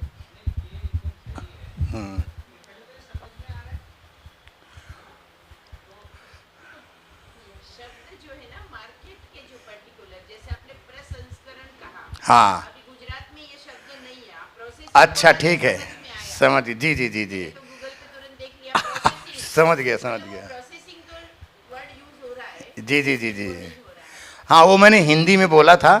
प्रसंस्करण यानी वैल्यू एडिशन, यानी वैल्यू एडिशन क्या है, जैसे हमने गेहूं से आटा बनाया है ना, तो ये हो गया। अब आटे से बनने वाली चीज़ें भी बनाई जा सकती हैं, तो एक वैल्यू एडिशन हुआ। यानी आटा अगर हमारा 100 रुपया में, मतलब गेहूं मान लीजिए हमारा 25 रुपये में है केजी, तो आपके एक वैल्यू एडिशन से है ना जो प्रोसेसिंग किया, तो उसमें मान लीजिए 5 रुपये से 20 रुपया भी बढ़ सकता है। यानी जो 25 रुपये वाली चीज़ थी वो 30 रुपये से आपकी 45 रुपये तक चली गई। अब आटे से बनने वाली चीज़ें बनाई जा सकती हैं, तो दूसरा वैल्यू एडिशन हो गया। इसी तरह फिर वैल्यू एडिशन की भी चेन होती है। जैसे यहाँ पर गुजरात में एक बहुत बड़ी ताकत है, वो है ग्राउंड नट। मूंगफली में लगभग 10-12 वैल्यू एडिशन है, जो हमने खुद यहाँ से बार्क से लेकर के इंट्रोड्यूस कराई है। यानी आपकी 100 रुपये वाली चीज़ हो सकता है कि जाकर के 1000-1200 में बिक जाए। क्यों? वैल्यू एडिशन की वजह से बिक जाए। मगर ये कैसे होगा? जब हमारा किसान उसमें अच्छे से ट्रेंड हो जाएगा, तो हर एक एक में धीरे धीरे हो जाएगी, तो उसकी आमदनी बढ़ जाएगी। एक बात ये पूछनी थी कि जैसे आपने कहा कि बहुत सारे एफपीओ जी। अभी ठीक से काम नहीं कर पा रहे, हाँ, तो वो कौन से कारण है जिस कारण से एफपीओ फेल हो जाते हैं? बिल्कुल। इसका सबसे जो बड़ा कारण है वो है जानकारी का अभाव। सारे एफपीओज के लिए, और हमारा भी तो ना ज्ञान, तो आप ज्ञान को ही समझ लेते हैं। यानी एफपीओ क्या है और वास्तव में इसका विजन क्या है, इस चीज़ का हमारे जो किसान भाइयों हैं उनको बहुत अच्छी तरीके से स्पष्ट नहीं होता है। तो ये स्पष्ट ना होने की वजह से वो उसके बारे में ये नहीं कर पाते कि इसका फ्यूचर स्कोप क्या है। ये एक बड़ा कारण है। फिर दूसरा बड़ा कारण इसका ये आता है कि उसको कार्य करने वाले लोग क्या हैं। अगर उनकी विजन नहीं है, विजनरी नहीं है कि हम इसमें करेंगे, तो वो भी उसमें कमज़ोर हो जाते हैं। फिर तीसरा कारण आता है, वो आता है फंड, कि किसानों के पास इस चीज़ का अभाव होता है। तो जो अगर सरकारी मदद मिल गई तो भी ठीक है, बहुत से एफपीओज हैं जिन्होंने कोई मदद नहीं ली। यानी हम लोगों ने भी दूसरे एफपीओज में कोई मदद नहीं ली, ज़रूरत ही नहीं है। और वो कैसे नहीं ली?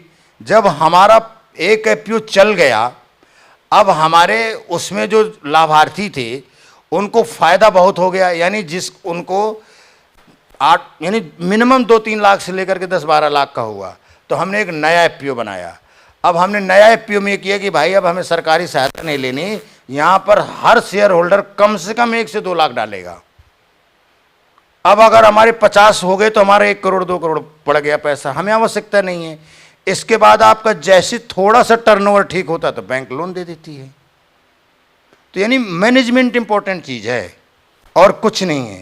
यानी चाहे मैनेजमेंट हमारी पूरी लाइफ क्या है और हर जगह यही अप्लाइड है।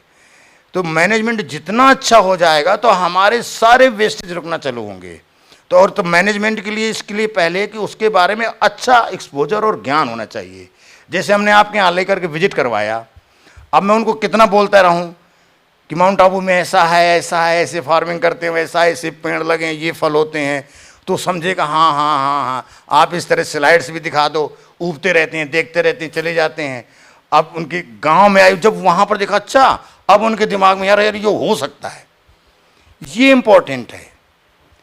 तो इस तरह के जो जहाँ पर जैसे मॉडल हैं, तो फिर उनको कॉन्फिडेंस आता है, फिर वो करने लगते हैं। तो अगर उसमें 10 में 2 कर गए तो 2 किए तो तुरंत 200 हो जाएंगे। तो इसलिए हमको कुछ संकल्पित रोल मॉडल बनाने की ज़रूरत होती है, और वो लोग वही होंगे जो उनकी विजन होगी, थोड़े से डिटरमाइंड होंगे कि नहीं हम करेंगे। तो इसमें पेशेंस, तो ये एक बड़ा फैक्टर होता है एफपीओ से। और एफपीओ में भी कोई लीडर होता है, कोई मतलब पद होते हैं? हाँ, पद होते हैं। उसमें क्या होता है कि शुरुआत में जब बनता है तो 10 लोगों से रजिस्टर्ड होता है, तो उसमें 5 लोग डायरेक्टर होते हैं। ये जो डायरेक्टर हैं इसको हम बोर्ड ऑफ डायरेक्टर बोलते हैं। यही लोग ये तय करते हैं कि हमें क्या करना है। तो उनकी सारे किसानों के साथ बैठ करके मीटिंग होती है, फिर सब लोग उसमें तय करते हैं कि भाई किस क्षेत्र में हम क्या काम करें। तो सब लोगों ने किया कि हम ये पैदा करते हैं। मान लीजिए किसी ने कोई दालें ही पैदा कर रहे हैं, तो दाल का आप एक्सपोर्ट कर सकते हो, या आपको पता है कि हम इस चीज़ की रिक्वायरमेंट है बाज़ार में और वो हमारे यहाँ पर हो सकती है, तो हम उसको इंट्रोड्यूस कर देंगे। तो ये बैठ करके एफपीओज के सारे किसानों ने तय कर लिया। अब वो सोचते हैं, जैसे उदाहरण के तौर पे वहाँ पर 300 किसान हैं और 300 किसान में 1000 एकड़ ज़मीन है। अब 1000 एकड़ ज़मीन में जो भी इनपुट लगना है तो सब लोगों ने तय कर लिया। फिर जिससे लेने वाली कंपनी से उन्होंने तय किया कि हमें भाई इतना ज़्यादा चाहिए, तो वो फिर कम रेट में दे देगी और वहीं पहुँचा देगी, वो बच जाएगा। इसलिए ये चीज़ों के फायदे इस तरह हो जाते हैं। तो वो 100% ट्रांसपेरेंट वाला सिस्टम है। तो ये कब होगा? जब हमारा बोर्ड ऑफ डायरेक्टर अच्छा हो, यानी ये जो चलाने संचालन करने वाले और वो स्वयं काम करने वाले हों, है ना। तो शुरुआत में तो फिर खड़े होते हैं। होता क्या है कि एक, जैसे भी हम बात ही कर रहे थे ना कि एटीट्यूड आ जाए, तो सोचे कि मैं तो डायरेक्टर हूँ, मैं काम नहीं करूँगा, ये करेगा, है ना। तो इस तरह की चीज़ें नहीं होंगी। तो और ये होगा आपके सहकारिता के भाव से। तो ये हमारे जो 5 ये 10 लोग हैं, ये कम से कम 5 लोग बहुत अच्छे होने चाहिए, बस फिर कोई भी एफपीओ रुकेगा नहीं। लास्ट क्वेश्चन है मेरा जी। कि जैसे अभी चंद्रेश भाई ने कहा कि टिम्बड़िया जी आए थे और उन्होंने कहा कि जितने भी फार्म एफपीओज है हम उसकी लिस्ट भी आपको शायद देंगे या दे चुके हैं। मान लीजिए कि हमें उनके साथ जाके कुछ काम करना है जी। अच्छा, तो हम उनको क्या ऑफर करें कि आपका एफपीओ ठीक नहीं चल रहा है तो चलिए आपकी मीटिंग करिए और उसमें हम लोग कुछ आपको गाइड करें, या आपके बीच में जो प्रॉब्लम्स है उसका कहाँ सॉल्यूशन हम दे सकते हैं। बिल्कुल बिल्कुल। तो किस तरह से हम उनको ये बात कहें? इसको इस तरीके से करना चाहिए। मान लीजिए यहाँ पर गुजरात में 100 एफपीओज को मिला के हमको इनको सेवा करनी है, तो हमें सबसे पहले ये काम करना चाहिए कि वो जो एफपीओज हैं वो किस किस क्षेत्र में हैं, यानी उनके हमारे रीजन्स अलग हो गए। तो रीजन्स जब अलग हो जाएंगे फिर हमको खुद वहाँ के इस क्षेत्र की स्टडी करनी पड़ेगी, फार्मर से नहीं अभी पहले, यानी उस क्षेत्र में क्या है, किस चीज़ का प्रोडक्शन है, किस चीज़ की संभावना है। होता क्या है, इसी के अभाव में वो कुछ भी चूज करते हैं। फिर बैठ करके उन किसानों के साथ में हमें मीटिंग करनी पड़ेगी और जो वर्तमान का उनका जो प्रोडक्शन सिस्टम है उसके हमको डेटाबेस तैयार करना पड़ेगा और वहाँ पर जो उस कमियाँ हैं उनके वर्तमान की प्रैक्टिसेज में उन कमियों को समझना पड़ेगा कि इनको हम कैसे दूर कर लेंगे। बस इस तरह से चीज़ हो जाएगी। तो वो नहीं, जैसे आध्यात्मिक ज्ञान का लाभ हम उनको देना चाहें जी, तो वो कहाँ अप्लाई होगा? वो यहाँ ये सारी बहनें हैं, जी। हम लोग का जो काम है जी। वो है कहीं ना कहीं हम किसानों को सशक्त करने की बात कर सकते हैं, उनकी लाइफस्टाइल चेंज करने की बात कर जी सकते जी हैं। जी जी। तो हम उनको ऑफर अपनी सेवाएं करें तो एक तो पर्टिकुलर किस व्यक्ति को करना चाहिए एफपीओ में, या उनकी मीटिंग के बीच में जाके हमें क्या प्रस्तुत करना चाहिए, या जैसे हमारे पास लिस्ट है तो हम उनसे कांटेक्ट करें तो हम कहाँ अपनी सेवाएं दे इस सकते चीज़ हैं? को थोड़ा और सिंप्लीफाई कर। और मैं सिंप्लीफाई कर रहा हूँ। ये है फिर हमारा वैल्यू सिस्टम है जो हमने बात करें ना कि हमारा स्पिरिचुअल ज्ञान, तो हमारा जो हमारी इथिक्स है ना, वर्क में ही इथिक्स है। तो हमको इथिकल वैल्यूज को फॉलो करना होगा। इथिकल वैल्यूज क्या हैं? हम जो प्रोड्यूस करते हैं वो प्योर होना चाहिए, यानी हेल्थ आता है, तो ये आ गई। तो इसी तरह के हम एक दूसरे के पास 100% ईमानदारी ऑनेस्टी रखें, ये इथिकल वैल्यूज आ गई। यहाँ पर हमारी स्पिरिचुअलिटी आ जाती है। तो ये सेंस है। तो ये उसमें फिर उसको करने का तरीका ऐसा है कि एफपीओज में मान लीजिए हमारे 10-10 लोग हैं तो हम सिर्फ 100 एफपीओज होंगे तो पहले हम उनके 5-5 डायरेक्टर को बुलाएं, है ना, 5 डायरेक्टर्स को उनकी बुला के उनकी मीटिंग यहाँ 2-3 दिन करें ढंग से, है ना। तो ये इनको एक्सपोजर ढंग से बनेगा, ये समझेंगे, यानी उसकी छोटी बड़ी सारी चीज़ें उनको बताएं। फिर उनकी क्वेरीज देखें। फिर हम एक एक अलग अलग एफपीओज के जो 5 डायरेक्टर्स हैं उनको फिर अलग अलग समझें। फिर हम फील्ड विजिट करके फिर उनको विजन बनाएं। फिर हम उसको ऑपरेशनलाइज करें, एग्जीक्यूट करें। तो वो फिर अलग अलग समझ में होगी, उनका एक अलग अलग पूरा डेटाबेस बनेगा। उसी हिसाब से फिर हम सप्लाई चेन बनाएंगे। फिर वो अगर वो 5 मजबूत हो जाते हैं तो वो फिर इंजन बन जाएंगे। फिर हम एक जनरल फिर करें वही इथिकल वैल्यूज जो हमने 5 को ट्रेंड किया है, वही इथिकल वैल्यूज के साथ फिर हम सबके साथ शेयर करें, ताकि उनको भी जो 5 करें तो उनको काम करने पे वहाँ फैसिलिटेशन हो जाए। वही काम है हमारी सहकारिता, यानी हम सब लोगों ने उन वैल्यूज के साथ में कोऑपरेट किया और वहीं पर हमारी मॉरल वैल्यूज के साथ में फिर हम हमारी स्पिरिचुअलिटी आ जाती है। फिर जब हम सब एक हैं, है ना, तुम ही आत्मा, हम सब एक ही चीज़ हैं, तो हम दूसरे के साथ गलत करने का कैसे सोचेंगे? हम ऐसा प्रोड्यूस क्यों पैदा करेंगे जो किसी के लिए स्वास्थ्य के लिए हानिकारक हो? तो हमारा यहाँ पर स्पिरिचुअल सेंस आ जाता है उन चीज़ों के लिए। तो वो कहते क्या ना कि भाई हम वो साइकिल मैंने इसीलिए वर्क किया था, यानी जहाँ से प्रोड्यूस करते हैं वहीं से इथिक्स चालू होती है, खेत से इथिक्स चालू होती है। और जब हमारी एनर्जी एम्पावर्ड हो रही है, एनर्जी तो वहीं से प्रोडक्शन से चालू हो रही है, तो वहीं से हमारी स्पिरिचुअलिटी चालू हो रही है। तो जैसे आप इन्वॉल्व होंगे तो आपको हर कंपोनेंट में स्पिरिचुअलिटी समझ में आने लगेगी। मतलब हमारी प्रैक्टिकल लाइफ है क्या? सब तो उसी से जुड़ी है, उसी कॉस्मिक एनर्जी से तो सब कुछ हो रहा है, उसी वाइब्रेशन से ही तो सब कुछ हो रहा है। तो आप वाइब्रेशन मन पे दें, शरीर पे दें, प्रोडक्शन पे दें, हमारी पूरी स्पिरिचुअलिटी है। तो वो सेंस उनके अंदर ये डेवलप होगा। वही शाश्वत योगी खेती का जो भाव है, मतलब वही तो शाश्वत योगी खेती है।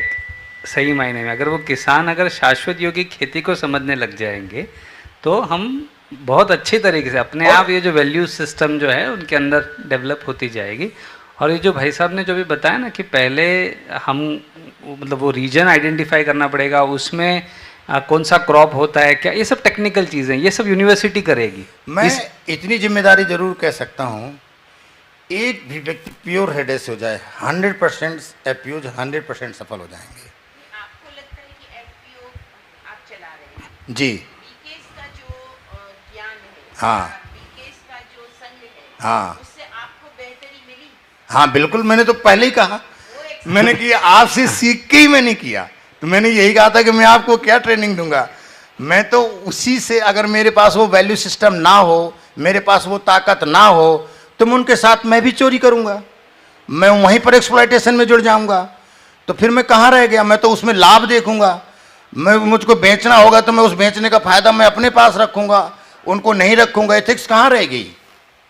तो अगर मैं ही स्पिरिचुअली स्ट्रांग नहीं हूं तो मुझको फायदा तो ज़्यादा दिख रहा है, मैं डीलिंग कर रहा हूं, तो उसका मैक्सिमम बेनिफिट मैं अपने पास रखूंगा। कमीशन में चले जाते हैं, वही होता है जो डायरेक्टर होते हैं, दिखाते नहीं है। तो इसीलिए ये जो वो रहे हमारे, इनको तो कोर टीम में बनाए ही रहे 5 डायरेक्टर्स को, ताकि उनको लगातार हमारे सत्संग इससे जुड़े रहें क्लासेस से, तो वो मेंटली स्ट्रांग रहेंगे, यानी वो ड्रिल्ड ना होने पाए।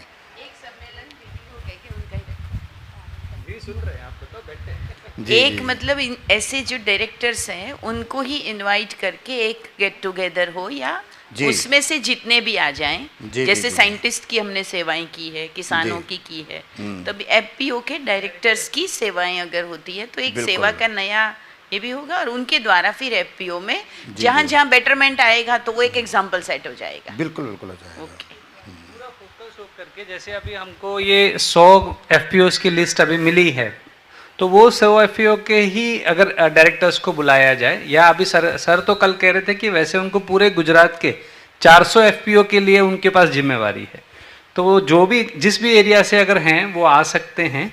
और फिर अभी आज केमिकल प्रैक्टिस कर रहे हैं, कल उठ के वो भी नेचुरल और योगी की तरफ आ सकते हैं। तो हम इन जनरल को ही अगर ले लें, और उसमें से, क्योंकि हमने देखा कि जितने भी नाम भी हैं उसमें से कर तो बहुत थोड़े रहे, प्रैक्टिकल जैसे भाई साहब ने भी बताया, वो प्रैक्टिकल नेचुरल फार्मिंग के नाम से एफपीओस तो बने हैं, लेकिन धरातल पे करने वाले, और उसमें भी जैसे अभी बताया कि 5 डायरेक्टर के बाद की जो लिस्ट होती है उसका कुछ पता नहीं होता, खाली नाम के ही होते हैं खाली।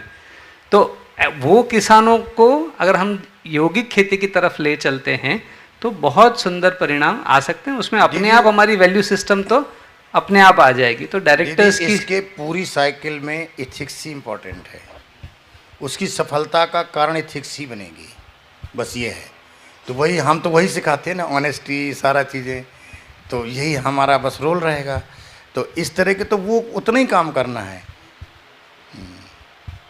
और उसका जैसे मान लीजिए 500 हैं तो ज़रूरी नहीं आप 20-20 के ग्रुप में बनाओ, 20 एफपीओज के 5-5 बुला लो, है ना, तो 100 लोग हो जाएं, है ना, उन पे करो, फिर दूसरे 100 को करो, फिर दूसरे 100 को करो, डिस्ट्रिक्ट वाइज भी करी सकते। तो हाँ डिस्ट्रिक्ट, तो उसका डिस्ट्रिक्ट वाइज या रीजन वाइज करें। जैसे क्या है, क्योंकि जो लैंड का है तो वो डिस्ट अलग रहता है, यानी किसी क्षेत्र में किसी चीज़ का प्रोडक्शन है, किसी चीज़ में किसी क्षेत्र का, जैसे हमारा क्षेत्र बड़ा है तो हमारे वेरिएशन हो जाता है क्रॉप्स का, है ना, तो फिर अकॉर्डिंग टू दैट आपको वो बनाना पड़ेगा कि इस क्षेत्र की क्रॉप कौन सी है ना, फिर उसके आधार पे ही हम आगे का पूरा सिस्टम बना सकते हैं, उसकी स्टडी के आधार पे ये चीज़ होगी। तो जैसे हमने बताया ना कि जैसे हमने एक न्यूक्लियर विलेज बनाया और 9 विलेजेस को कर दिया, जोड़ दिया, एक विलेज पे हमने पूरी ताकत लगा दी, आते 9 विलेज के रहे, तो उनको हमने सेकेंडरी टर्सरी इस लेवल पे कर लिया कि हम जब जो हमने पहले लेवल पे यहाँ चालू किया है फिर इसमें करेंगे, फिर इसमें करेंगे, जुड़ सब गए। तो एक को करें, स्मॉलेस्ट कहते हैं ना यूनिट, जो स्मॉलेस्ट यूनिट से हम करें और उस पर करें, तो हमें काम ही करने से सबको पता हो जाता है, सब चीज़ें हो जाती हैं। और आप तो, हम आपको इतना सुनते हैं, मतलब सुनते हैं, सीखते हैं सभी को, तो पूरी की पूरी लाइफ के अलावा है क्या, वही आप बताते भी हो, हम सबको गाइड ही करते हो। हम ये सोचते हैं वो कुछ अलग थोड़ी है। मैं यहाँ पर खड़ा हूँ तो ये मेरी सोच के ऊपर निर्भर करेगा ना, मैं इस ब्रह्मांड का पार्ट हूँ कि मैं खुद ही हूँ। तो मैं ब्रह्मांड का पार्ट अपने आप को मान रहा हूँ तो सब कुछ मेरा है ना, तो हूँ भी और नहीं भी हूँ, क्लियर, बहुत अच्छा। तो इसलिए और भी मैं वर्ड यूज करने का, मेरे ये कहने का मतलब है कि थोड़ी सी अगर हमने प्रॉपर स्टडी के साथ किया है ना, तो फेल नहीं होंगे, मैं ये कह रहा हूँ। उनमें से अगर 5 में अगर एक भी आदमी अच्छा मिल गया तब भी सफल हो जाएगा। एक आदमी होना चाहिए कम से कम, एक इंजन जरूर होना चाहिए, और वो इंजन आप ही बना पाएंगे है ना, वो वैल्यू सिस्टम आप ही दे पाएंगे, क्योंकि आपकी विश्वसनीयता उनको एक्सेप्ट करने पे मजबूर कर देगी, है ना। आपको एक्सेप्ट करेंगे, आपकी बात को मान जाएंगे वो किसी और की तुलना में, इसलिए चीज़ होगी। और ये तो बड़ा पूरे देश भर के लिए बड़ा क्रांतिकारी कदम होगा। कल्पना करके सोचिए, है ना, कि कितनी बड़ी सेवा होगी स्वास्थ्य के लिए, हर चीज़ के लिए। कितने लोग बीमारी से रोकेंगे, कितने लोग वहाँ उनके शोषण से रोकेंगे, हॉस्पिटल्स में जाते हैं लूटे जाते हैं, तो वो प्रोसेस कितनी प्रिवेंटिव तैयार हो जाएगी। तो ये बहुत बड़ी सेवा है, ये तो खुद भी आ जाएगी। जब उनका शरीर स्वस्थ है तो मन भी स्वस्थ होगा, सिस्टम को भी समझेंगे। और किसी को कोई प्रश्न है? किसी भी तरह का कोई सवाल हो आपके मन में? पहले तो क्लियर हो रहा है सबको, ये पूरा है ना, इसका इम्पोर्टेंस क्लियर हो रहा है ना। देखिए, जो आप जब वो रिस्पॉन्ड करेंगे तो मुझको अपने आप को सुधारने का मौका मिलेगा कि मैं कम्युनिकेट कर पा रहा हूँ कि नहीं। जैसे अभी दीदी ने कहा कि ये बात का क्या मतलब है ना, तो कोई इस तरह की चीज़ें आती हैं। आप वही ही काम ही कर रहे हैं, अभी भी वही काम हो रहा है। और कोई सवाल हो पूछिए, बताएं, पूछना चाहें। भाइयों में किसी को? विनू भाई, जयंती भाई, आ रहा है? सब क्लियर है? हमारा रोल तो सबको क्लियर हुआ ना? महेश भाई हैं? हाँ जी। मैं सवाल करूं तो फिर शायद कुछ जवाब दे पाएंगे ये एग्जामिनेशन क्रिटिकल हो जाएगी। हाँ देव सिंह भाई जी। जी देखिए, पूरा एफपीओ के बारे में सब कुछ जाना। अभी दीदी लोगों को ये एफपीओ का पहली बार जानकारी मिल रही है जी। आप थोड़ा सा इसमें और खुल के बताएं कि इनका फर्स्ट स्टेप क्या हो। जैसे अभी सेंटर के माध्यम से एक गांव चुना, तो पहला स्टेप क्या हो, पहला कदम क्या हो, ए फॉर एप्पल क्या हो, उसके बारे में थोड़ा सा एक बार से। अभी जो हमारी अभी वर्तमान स्थिति है सरकार की, यहाँ की गुजरात गवर्नमेंट की, तो एफपीओ वो फॉर्म्ड हो चुके हैं, है ना। एफपीओ ऑलरेडी बने हुए हैं, यानी तो एक स्टेज का काम हो चुका है। अब हमको ये करना होगा कि पहले हम जो हम उनको एफपीओ को चयन कर रहे हैं, उनकी वर्तमान में स्थिति एफपीओ की क्या है। कोई 1 साल पुराना होगा, कोई 2 साल पुराना होगा, है ना, किस में क्या स्ट्रक्चर है, तो वो वेरी करेगा। तो जब हम पहला स्टेप हमारा ये होना चाहिए कि जो हमारे एफपीओ हम सेलेक्ट करते हैं उनकी एज स्टेटस, उसकी स्थिति की समझ लें क्या है। फिर उस स्थिति के आधार पे हमारा रोल ये बनता है कि सभी की समस्याएं अलग होंगी, समस्या और सभी के समाधान अलग होंगे, तो उनको लेकर के हमें ट्रीट करना पड़ेगा। क्योंकि कोई 3 साल पुराना होगा, कोई प्राइमरी स्टेज में होगा, तो हम और दीदी लोगों का सिर्फ रोल ये बन जाता है कि वो चाहे जिस स्टेज में हो, 1 साल पुराना हो, 2 साल पुराना हो, या कहीं का भी हो, हमको तो अपनी स्पिरिचुअल मॉरल वैल्यूज पे उनको समझाना है। एफपीओज के हमारे मेंबर को इतने पे हमें फोकस करना है, बाकी तो वो दूसरे लोग करेंगे। हाँ, बस उसको हमें इसमें कोई दिमाग, स्ट्रक्चर, फंक्शनिंग, ये बहुत चीज़ों पे नहीं, क्योंकि दीदी लोगों का रोल उस तरह का है। आप तो बस इतना बताएं जो उसका इथिकल पार्ट है उस पर ज़्यादा जोर होना चाहिए एफपीओ पे। तो हमारे जो लोग वो रहे, वो कमिटेड रहें, सिंसियर रहें, हमारे 5 डायरेक्टर्स उन चीज़ों पर रहें। तो हम इसको अवधारणा को उसी से ही जोड़ के चलें, मतलब ह्यूमन वैल्यूज की, ह्यूमनिस्टिक वैल्यूज पे जोड़ के करें कि हम उनको कैसे सभी लोगों की मदद हो पाएगी इसमें। क्योंकि कृषि एक ऐसा है कि सबको मदद कर रही है तो पहला स्टेप हमारा ऐसे ही होना चाहिए कि जहाँ से करके। और आप और कुछ सवाल और पूछिए। नहीं, हमें ये तो क्लियर हो गया कि एफपीओज की सेवा किस तरीके से करनी हो, मतलब उनको बुलाना है, उनको वैल्यूज़ के ऊपर समझाना है, बेस तो वैल्यूज़ के ऊपर ही है, उनको संदेश देने की सेवा उससे अच्छी होगी। इस तरह का कोई कार्यक्रम आपने किया है अपने क्षेत्र में? मैं तो लगातार कर ही रहा हूँ। मैंने तो इसको एक्सक्लूसिव, ये कमी ही बड़ी थी। अभी क्या है, तो जो हमारा शाश्वत योग्य खेती है उसका यही इम्पोर्टेंट पार्ट है, उसमें जुड़ा है। जैसे हमारी नेचुरल फार्मिंग है, वो लोग इस पे फोकस नहीं कर रहे हैं वैल्यू सिस्टम। यानी देयर आर लगभग 8 से 10 मॉडल हैं पूरे वर्ल्ड पे। वो चाहे हमारा जो भी बायोडायनेमिक है, जो कुछ भी है, उनका पूरी तरीके से खेती पे काम करना है, ना कि वैल्यू सिस्टम पे। तो ये हमारा शाश्वत यौगिक खेती की यही ताकत है कि अगर हम ही अच्छे नहीं होंगे, हम इंसान ही अच्छे नहीं हैं, तो हमारी प्रैक्टिसेस तो गलत होंगी ही।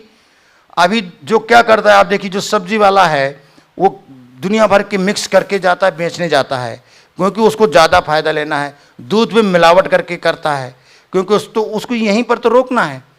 वो चाहता है कि मैं प्योर लूँ, मगर दूसरे को मिलावट करके बेचता है।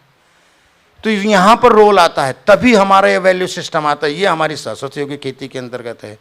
तो इसलिए तब हम मन की बात करते हैं ना, तो यही हमारा स्ट्रांग पॉइंट है। तब ये पूरा इंटीग्रेटेड बनता है। वो कड़ी तभी पूरी होगी, इसके बिना नहीं कड़ी पूरी होगी। क्यों बिगड़ा हुआ है सब कोई? आप सोचो, सब कुछ इसी का तो अभाव होता चला जा रहा है। तो यही तो ये सब जो इसकी ताकत है, ये हमारी ताकत है। ठीक।